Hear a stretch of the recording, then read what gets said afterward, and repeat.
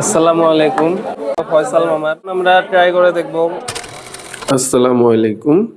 বৃষ্টির মধ্যে ভিজে আজকে আমরা যাচ্ছি রাজশাহীর ঐতিহ্যবাহী কালাভুনা খেতে। তো এখন আমরা আছি নওহাটা বাজারে। দেখতে পাচ্ছেন বৃষ্টির কারণে রাস্তাঘাট ভিজে আছে কতখানি।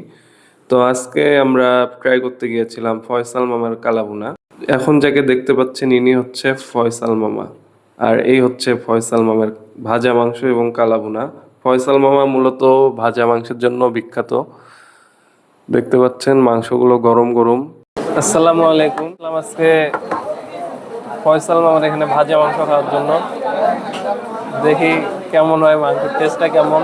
এর আগে রিপন মামা ট্রাই করছে সিটি হাটে, কিন্তু নহাটা আসা হয়নি। আজকে ফার্স্ট টাইম নহাটা। ভাজা মাংস ফয়সাল মামার, তো দেখি খেতে কেমন টেস্ট। ভাজা মাংস যেহেতু, তাই ঝোলের পরিমাণটা কম। একদম গরম গরম হাঁড়ি থেকে তুলে দিল। একটু ঝোল দিয়ে খেয়ে দেখি কেমন লাগে।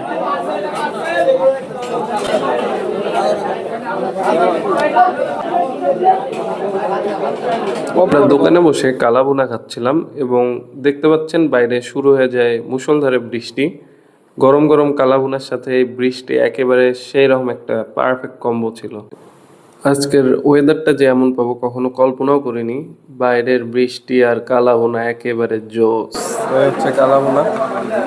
খোলামেলা পরিবেশে বৃষ্টির মধ্যে বসে কালাভুনা খেতে যে কি মজা, না খেলে বুঝবেন না কখনো।